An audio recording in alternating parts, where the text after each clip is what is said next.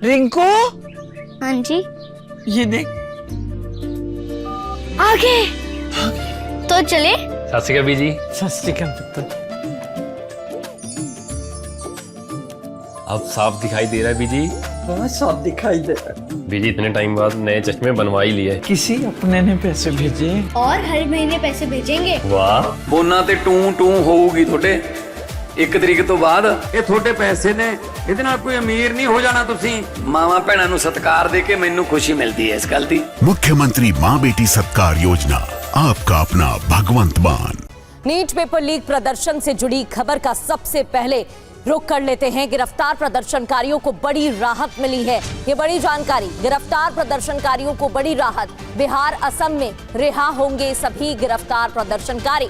दरअसल दर्ज एफआईआर भी सरकार वापस लेगी। बिहार असम सरकार का नोटिफिकेशन भी जारी है, अधिसूचना जारी की गई है। इस नोटिफिकेशन में जानकारी दी गई है, ये टीवी स्क्रीन पर आपको दिखा भी रहे।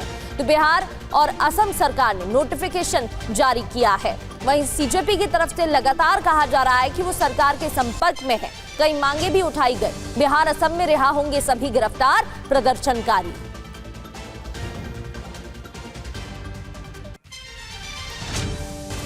बिहार असम सरकार के नोटिफिकेशन पर बोली सीजेपी। देर रात सरकार से के साथ हुई बैठक, सौरभ दास ने कहा हमें मिला लिखित नोटिफिकेशन। लगातार छात्रों के संपर्क में सीजेपी। ये सौरभ दास ने कहा दूसरे राज्य भी जारी करे ऐसा नोटिफिकेशन। हम युवाओं को नहीं छोड़ेंगे अकेला, सौरभ दास का बयान। तो देखिए, इस पूरे मामले पर अब नोटिफिकेशन भी सामने आया, बिहार और असम, और इसको लेकर सौरभ दास सीजेपी के प्रवक्ता की तरफ से भी कहा गया है कि बाकी राज्य भी ऐसा नोटिफिकेशन जारी करें। देर रात सरकार के साथ बैठक के बाद यह नोटिफिकेशन।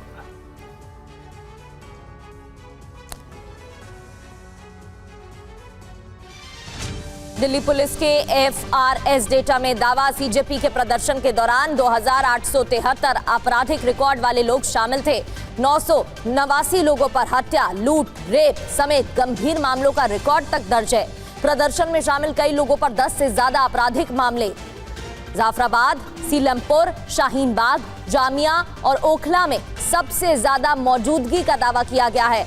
तो पुलिस की टीम जांच पड़ताल में जुटी हुई है और इसमें ये बड़ी जानकारी निकलकर सामने आई है। दिल्ली पुलिस के एफआरएस डेटा में ये दावा किया गया है कि कई लोग सीजेपी के प्रदर्शन के दौरान वो मौजूद थे जिन पर आपराधिक मामले दर्ज हैं।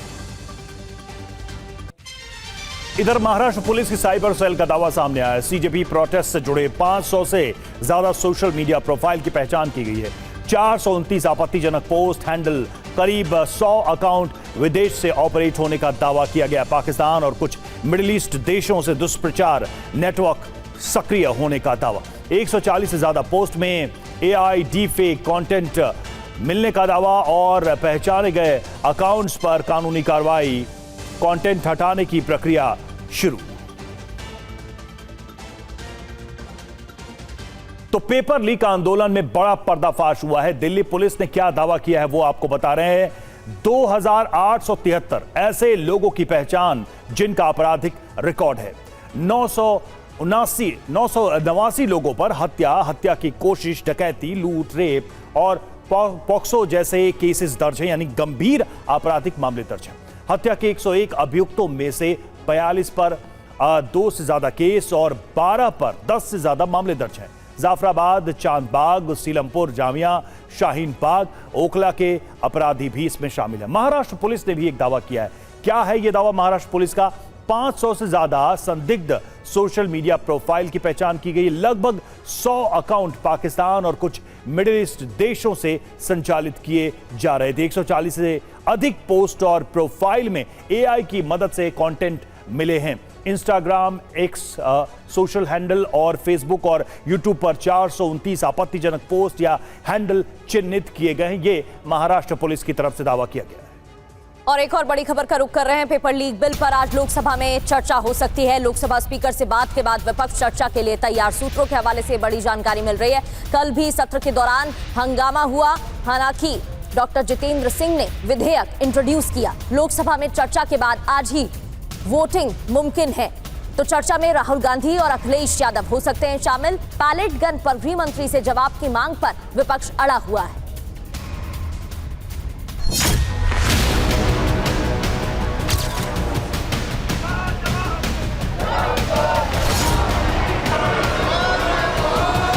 मुकदमे तो लिखे जा रहे हैं। बिहार में देखिए कितने बच्चों को जेल भेज दिया गया। हद हो गई है। ये इन्होंने अभी भी एफआईआर दर्ज की है स्टूडेंट्स के खिलाफ। क्या पेपर लीक बिल पर गतिरोध खत्म हो गया?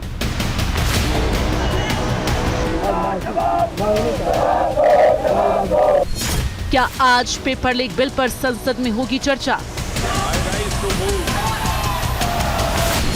क्या छात्रों पर दर्ज एफआईआर विवाद खत्म हो गया?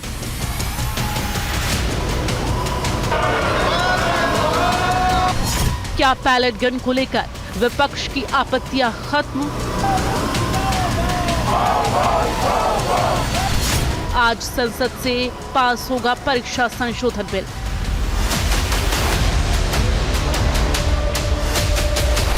पेपर लीक विवाद को लेकर 6 दिनों से संसद में कोई काम नहीं हो पा रहा है। करने का प्रयास कर रहे हैं।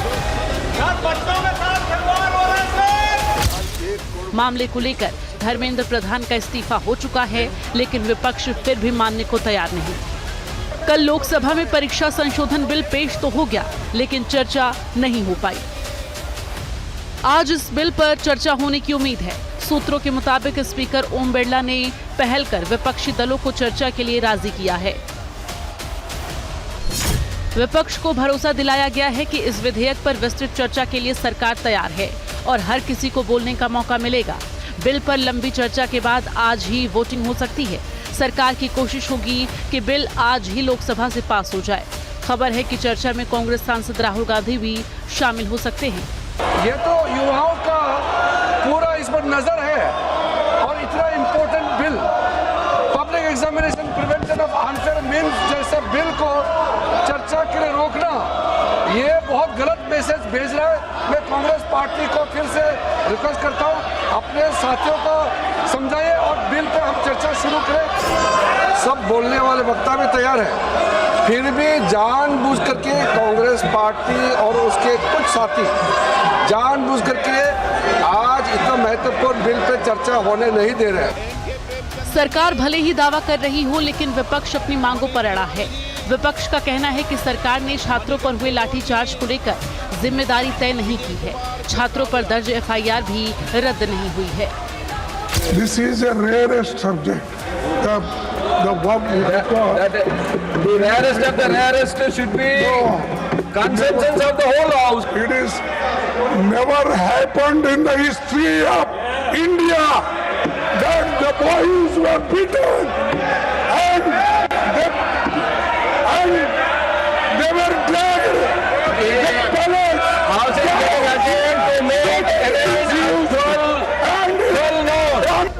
इतना ही नहीं, विपक्ष पैलेट गन के इस्तेमाल को लेकर भी गृह मंत्री अमित शाह से जवाब चाहता है। इस मामले को लेकर संसद में फिर हंगामे के आसार हैं। हद हो गई है। ये इन्होंने अभी भी एफआईआर दर्ज की है स्टूडेंट्स के खिलाफ, शायद कल रात को या आज सुबह, बिहार में, बंगाल में। तो ये अपनी आदतों से बाज तो आए नहीं है। Pellet guns, AK-47 are these terrorist? What is wrong with this?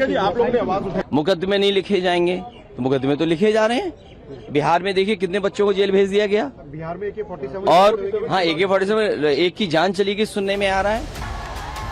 इन सब के बीच छात्रों के प्रदर्शन को लेकर बड़ा पर्दाफाश हुआ है। महाराष्ट्र साइबर सेल ने प्रदर्शन के दौरान बॉर्डर पार से गलत जानकारी फैलाने से जुड़े 500 से ज्यादा सोशल मीडिया प्रोफाइल की पहचान की है। पाकिस्तान और कुछ मिडिल ईस्ट देशों से काम कर रहे असामाजिक तत्व भारतीय यूजर्स को टारगेट कर गुमराह करने वाली बातें फैला रहे थे।